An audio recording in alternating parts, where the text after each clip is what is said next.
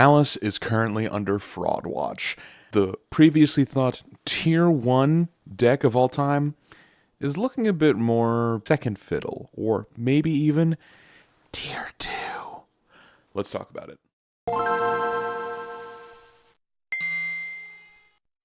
Alright, and if you want proof of this sort of fraudulency that Maliss has really gotten, you need only look at the latest Greece National Championship. The tier 1 deck in this format should not be missing from top 16 of any national championship. Now, to be fair to Maliss, there have been, from what we've been able to tell, two national championships where it has won. The Switzerland and the Bosnian one. But there have been very few other cases of this happening. A lot of the LAWCQ 508 duelist Crystron with Mitsurugi runner-up. Maliss is still a top driving force in the meta there, but still not able to clutch it out. Toronto WCQ 350 duelist. The last two were Melodious and White Forest. Blue Eyes won the Indianapolis WCQ. Costa Rica, however, had end up getting in out of 517 duelists. One of the Maliss duelists did end up taking that one, so hats off to you. The Queensland State Championship, this one's smaller, of course, only top 8, but one Maliss that lost in top 8. Here at the Escher WCQ, 250 duelists, 250 players. Kashtira versus Mitsurugi in the finals. This is happening over and over and over again.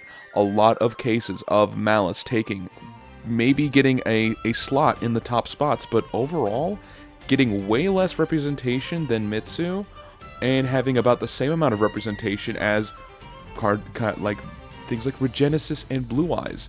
And I think the main reason why this is happening overall is because of the fact that even still, like, Mitsurugi isn't even in the top list of the top 350 duelists for the Toronto WCQ here. It's just Maliss, which means this meta is more open than we like to think. It is not a tier 1 meta threat of Maliss with Mitsurugi coming in as like a close contender. No, Maliss is now no longer the deck to beat. It is a very strong deck. I think this has a lot to do with the side decking, of course, that a lot of players happen to have. You see here, 3 Chaos Hunter, 3 Lancia from the first place winner of this one. For the White Forest, 3 Lancia, 3 Chaos Hunter, 2 Meows. For Blue Eyes here, 3 Lancia, 3 Meows.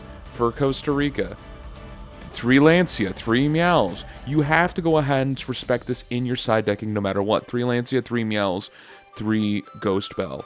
And the rank 5 that you can search with 7th Tachyon. With Kashtira, 3 Lancia, 3 Meows, Teekboo, Soul Drain. Like, okay, so we need to understand that there is a big difference from how people have been describing the way that Maliss has been, which is dominant. And I mean the first place in every single tier list that you've seen so far. Every single one.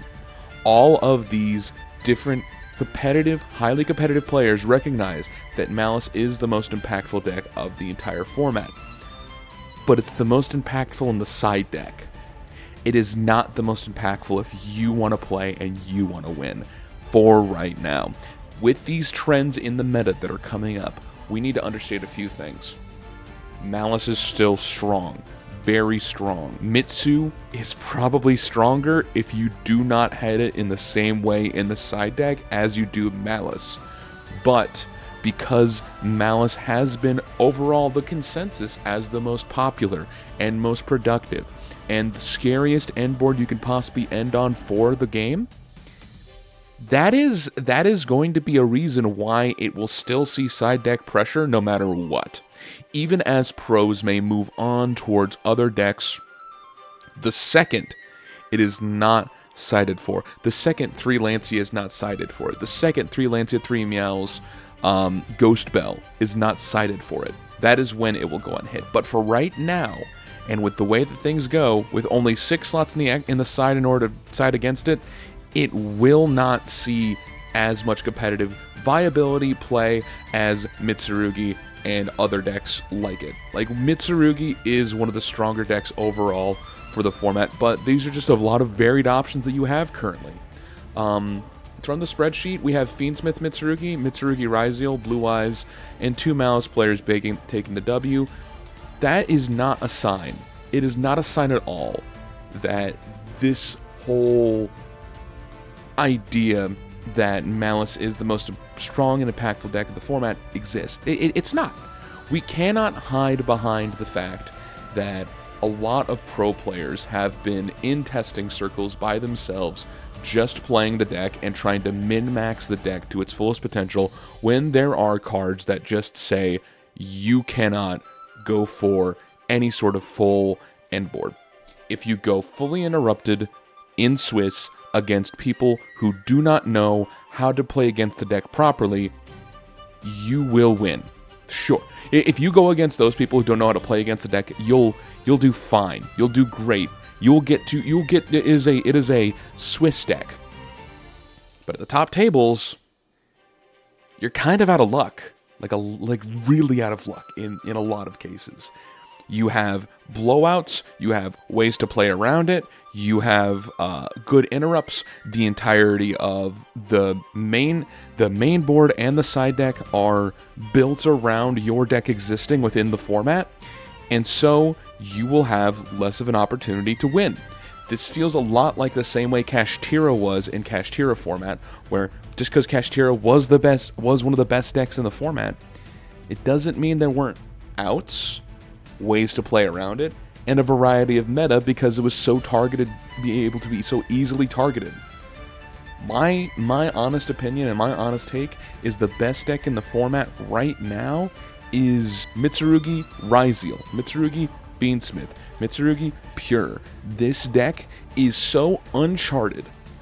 It is not prepared for in a lot of cases, and the TCG exclusive archetypes have been disrespected for the past, like, 5 years, man. It's been since Spiral that we've had a TCG archetype, I think, that has actually driven and impacted the game as much as we are currently seeing right now, comparatively, because of the fact that it is a topping deck.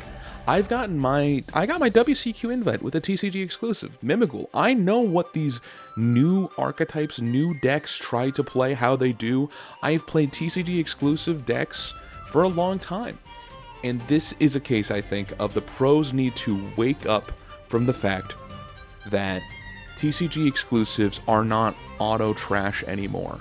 The last bad TCG exclusive archetype at this point, it was Ashen. Odeon has tops. Mimigul has had tops. Mitsurugi has wins and tops. They know what they are doing, and pros rely very, very heavily on the OCG, despite the differences between these two formats. So, if my advice to you is one thing, it's to read all of the damn cards that come out in each and every set. Just read them. Read them, find out what they do, even the lowest of low cards on your priority list, because you will see jank in Swiss, you will see TCG exclusives in Swiss, and you will be at a disadvantage if you only solely trust the tier lists, trusting what they have to say. You need to do critical thinking skills for yourself. It's what I've done. It's how I've gotten a great amount of success so far from what I've been able to do and compete in the greater scheme of the Yu-Gi-Oh! TCG. And if you want to be more interested in kinds of things involved with Master Duel, Yu-Gi-Oh! TCG, and all of that kind of stuff, rants, rambles, whatnot, follow me. Hi, I'm Doc Conrad Yugioh. Please go ahead and give a like, subscribe, do whatever you'd like to do. Thank you so much for watching this mini video, and yeah, have a great day, y'all. See you.